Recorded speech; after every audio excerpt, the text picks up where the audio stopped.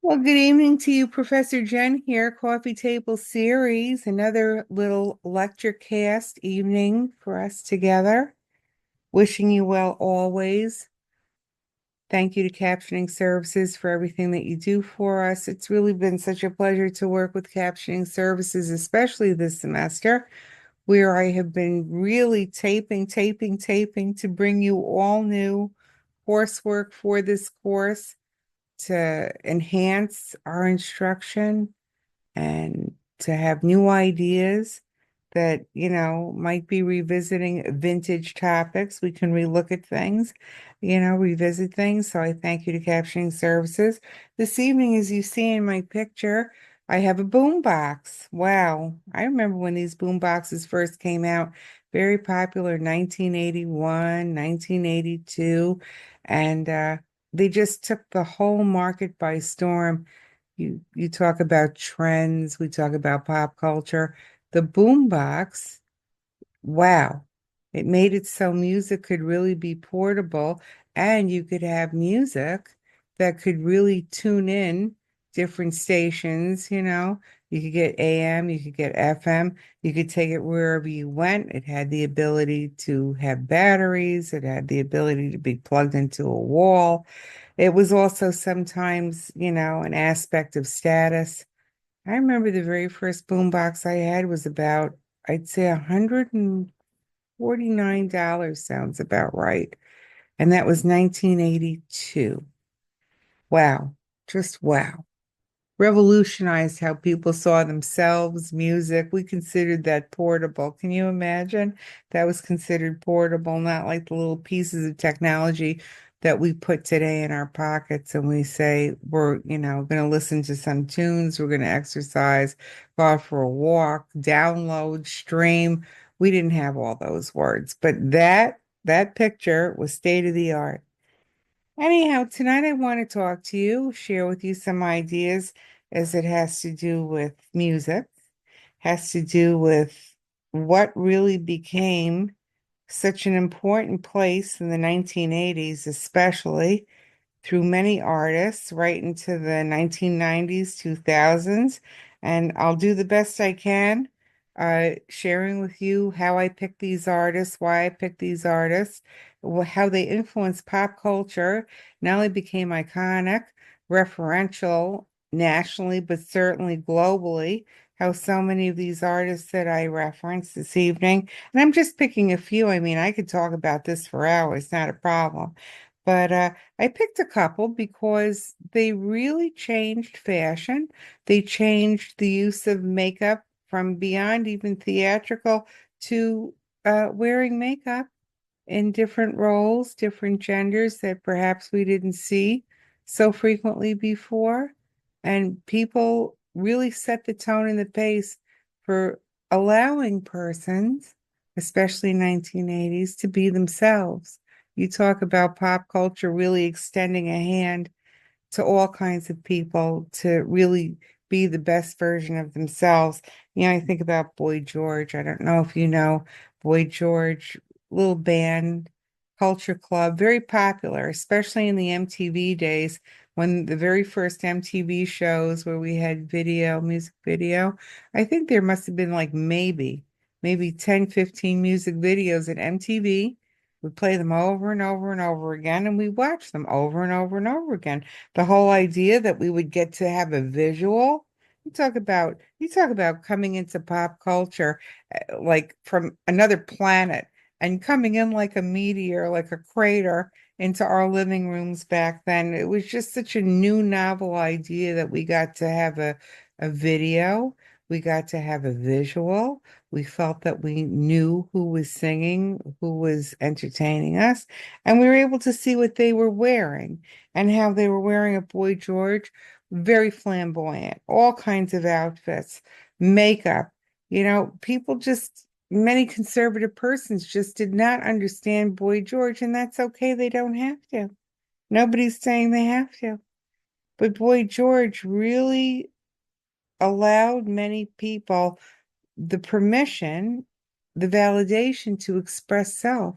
He was really ahead of his time. And people didn't know what to do with him. In the 1950s, 1960s, they talked frequently of Elvis, spoke for, of course, part of pop culture, influential young people. Uh, Elvis, the Beatles, they talked about the pants being too tight, the clothes were too tight, the hair was slicked back, that the Elvis was dyeing his hair, he was slicking it back, he was gyrating his hips, his frontal area, his privates were too what can we say, too entertaining. They were out there. And, many people didn't know what to do with him. Of course, he was shimmying and doing all kinds of movements. 1970s, there was another singer, Tom Jones. He's still alive. Tom Jones, I think he's in his late 80s now, 90s. You could look him up. And he sang all these sexy songs, What's New Pussycat and Sex Bomb. And my goodness, he did all of this gyrating with the tight pants. And he was considered, I'm going to use a word, you might not know the word. He was considered back in the day groovy, 1970s, very groovy. And he also was a friend to fashion.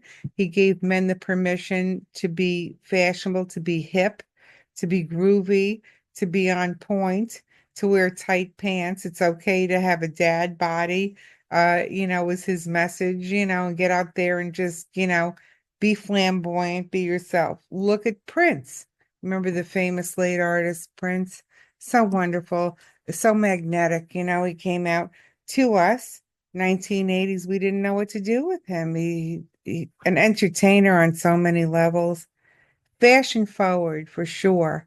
I remember after the film Purple Rain, that was roughly 1984. And I'll tell you how I remember it because I was getting ready to go back to college at SUNY Oswego, not far from here at RIT. And I just remember that men's fashion, I was picking some things up to come back to Oswego. And I remember after that film Purple Rain, men's fashion really changed. I remember seeing all kinds of fashion, different fashion after that film. In the 1980s, among my cohorts, they felt very influenced. They felt they could relate to Prince. On one hand, very tough, very machismo, very sexy, etc. But on the other hand, also very stylish, very personal, very sensual. It was just two different aspects of fashion that we really hadn't seen mixed together until Purple Rain and Prince wore it so beautifully. I think often about David Bowie, certainly talked very often, not only about fashion, also very iconic in fashion. Every time he would do some kind of a music video, a concert, the same amount of time was devoted not only to his music and all of his thematic, lyric, etc., but to what he was wearing. And of course, he wore makeup as well. He talked about his relationships, which included, more than one gender that he was interested in having friendships and relationship liaison with. So very influential. Pop culture really exploded and continues to do so in the music industry. Brings us so many different ideas, so many ideas regarding sexuality, the use of cosmetics, the use of dance, the use of self expression, clothing, how clothing doesn't have to be traditional, conventional. I was talking to my husband tonight, telling him that, I was preparing to do this little coffee table series just so we could have some dialogue, you and I, and understand, how important these aspects are of humanity and pop culture, that sometimes people have to come out very brave, like we saw in the forest. You have to be brave. You have to be unconcerned, unmoved by what it is that people think. If it's negative, so what? If it's positive, keep moving forward. I think often too about Freddie Mercury. We were talking about he was really something else from Queen. He came out so easily towards the end, shared with everybody about his love interests, about his romantic choices and partners. He was in love with another man. He shared so sadly, that he was suffering terribly from AIDS, HIV illness. And these were words that we really didn't hear in the 1980s. And here he came out and he said all the things he needed to say. He carried the torch right into the 1990s. Really so brave. Amazing. I mean, people who really influenced pop culture, who really came out there and said all kinds of things about sexuality and fashion and anti-establishment, that it's okay to be different. And if you don't like what you see, it's not an argument. Just turn the station, find another channel. Don't buy the concert ticket. Everything doesn't have to be, a debate. Just go away. It's okay. You don't like what you see, move it along. I think about Lady Gaga. I saw her on a late night interview. I can't remember who she was on with, but I'll tell you about the interview, and I'm sure you can find it on the internet if you wanted to see what I was speaking about. She was being interviewed about her music. She was being interviewed about her fashion, about her different political positions on things, about sexuality.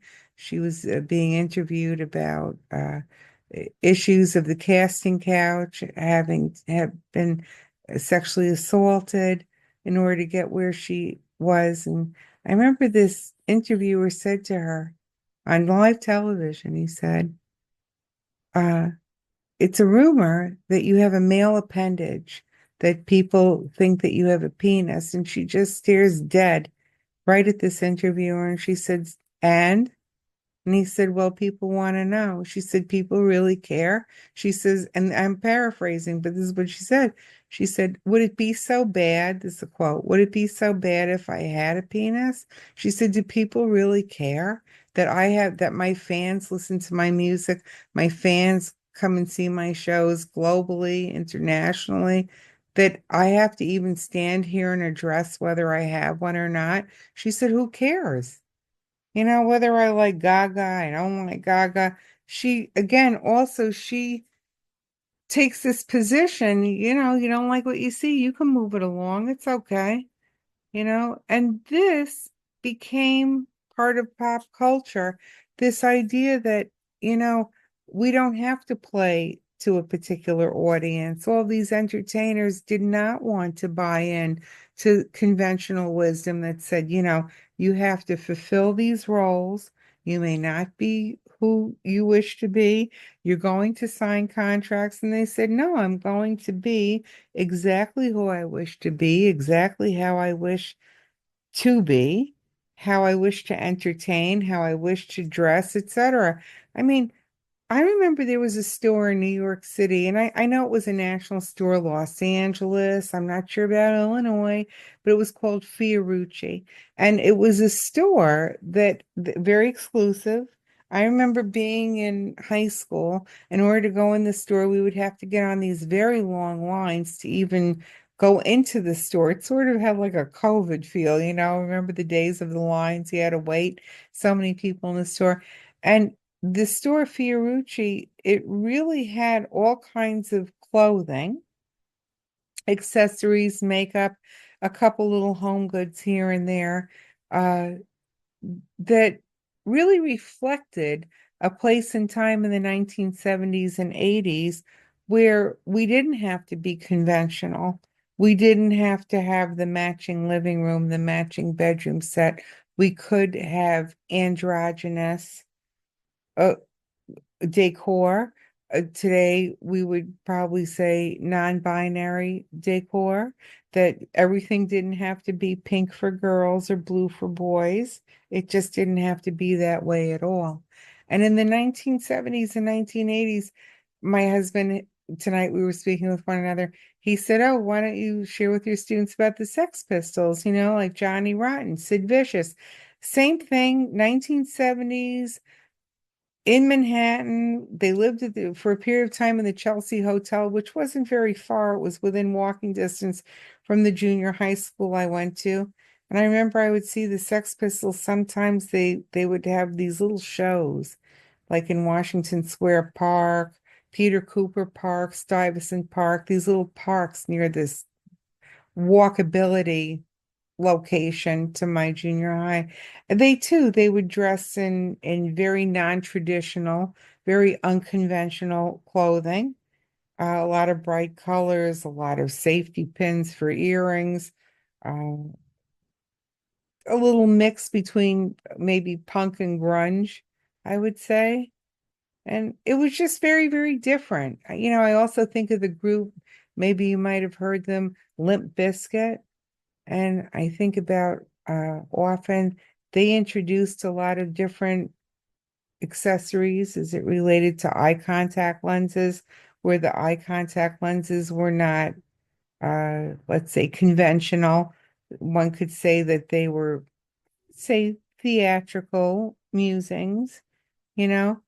People didn't know what to do with their look either at the time in the 1990s.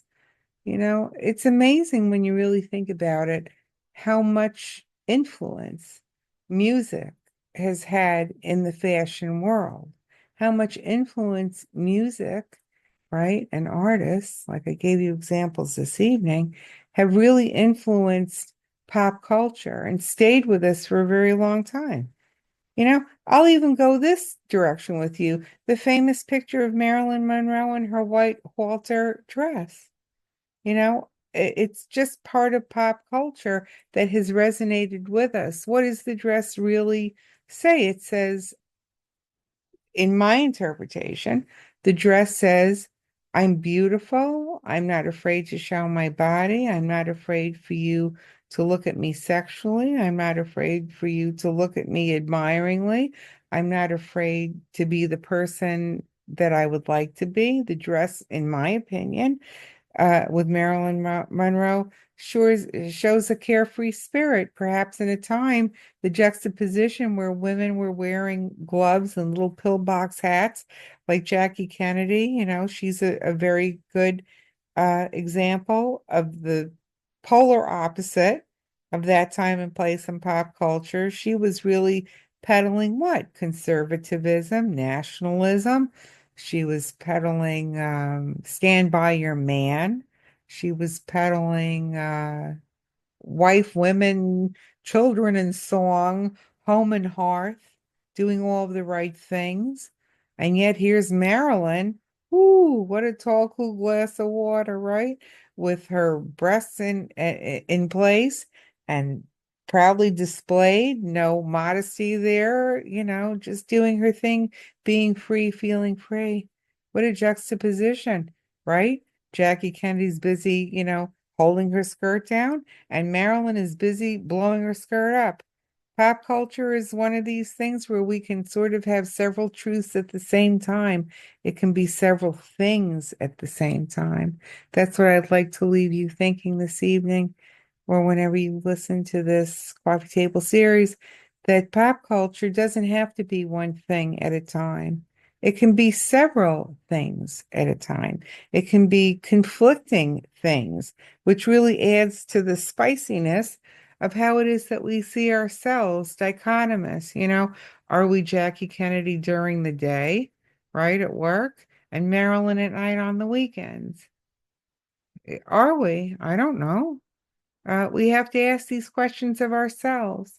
How much influence do we do we receive from pop culture? What are the messages and the stories that we're told over and over again through these visuals and through song and through the magic of entertainment, I say to myself, today, right? 2025, I see plenty of men uh wearing cosmetics, right? I see plenty of people wearing cosmetics. I see plenty of persons with different color hair, vegetable dye hair. I don't think anything of it. I go to doctor's offices. I see people not much older than you working in doctor's offices, etc., that seem rather flamboyant to me. I still go for services. I don't walk out of places uh, because I say, oh, this person looks so much different than I do. They're influenced by historical pop culture, They were given permission to be who they wish to dress, how they wish to dress, what their style is, how to fulfill self. I'm looking to buy a phone. I'm looking to go to the doctor's office. I'm looking to get cashed out to buy an automobile. I'll give you a good example. Tattoos for a very long time when I was in college, I knew nobody. I really did. I knew nobody who had a tattoo when I went to college in the 80s. Though I had friends from high school that did not go to college that did have tattoos. There seemed to be like a social stigma with tattoos. And so then in the 1980s, late 80s, we saw tattoos sort of coming out a little more. They were more acceptable, socially acceptable, etc. Okay. P.S. I have a few tattoos. So this is coming from somebody who's had tattoos for quite some time. I really didn't care what other people thought, but I'm not everybody. So, okay.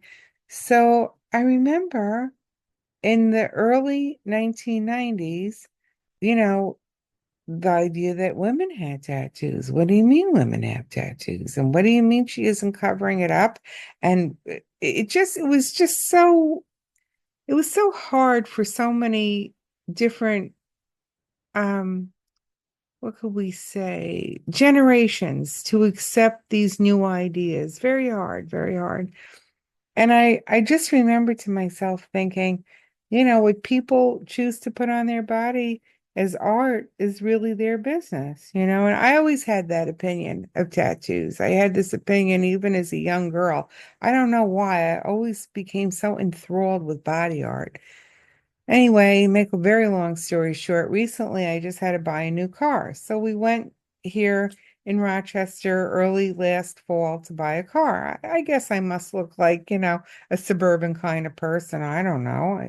I guess I look like an older person. I went to buy the car and the salesman came out. He's all of 24 years old. He's got tattoos on his face. He's got tattoos on his neck. He's got tattoos behind his ear. He's got his girlfriend, his significant other partner's name on his neck. He's got a rose behind his ear. I mean, he was really fashion forward. And I sort of felt at that moment, buying the car, looking at the cars, I will just call him E. I felt that E was um ambivalent that I would want to do business with him. Maybe because I'm older, he's younger. I don't know. You certainly couldn't move away from the tattoos, when they're on somebody's face, very obvious, their neck. And he said, "Oh, do you feel I felt bad." He said, "Do you feel comfortable working with me?" I said, "I think you're delightful and we're going to be just fine together." And so we moved on into the sale. He showed me all these cars. I was happy to listen to his expertise. I could care less.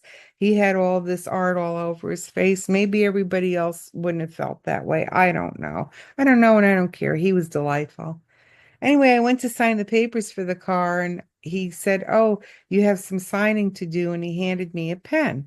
And as I went to reach for the pen, my arm extended and I reached for the pen, waiting to sign my name and all. And I have a tattoo on my wrist. He was like so shocked. It was like I had to pick his chin up off the desk.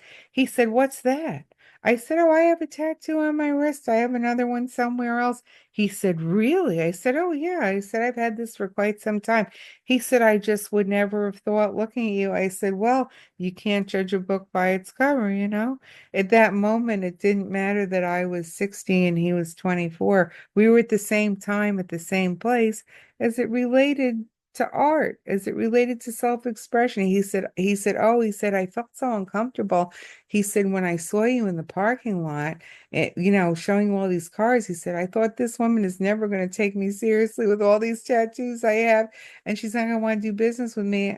He said, "I just would never have thought that we would be on this same platform together regarding body art and ink and whatnot." And I said, "Well, and here we are." It's amazing how sometimes I'll wrap up. Pop culture can bring so many people together that ordinarily we probably wouldn't be joined together. We wouldn't have any reason to have dialogue with one another. and here pop culture and iconic art, music, fashion, etc., brings us to this equalizing place. It's so wonderful when you think about it. Anyhow, I will cut this short for us, and I wish you a wonderful evening. I always love bringing these topics to you so we can think about why it is that we retell stories, why it is that certain things become so important and resonate with us through so many situations. How sometimes we might even see a character in literature and we say, oh, I don't find this character relatable at all. I don't even know why I'm reading this. I don't know why I'm viewing this. I don't know why I'm listening to this. And all I say to you is sometimes we have to give things a chance. And then sometimes the door opens just a little bit and we realize what has everything to do with us. So I wish you well always. Uh, Thrilled to be with you in this format, and you have a great night.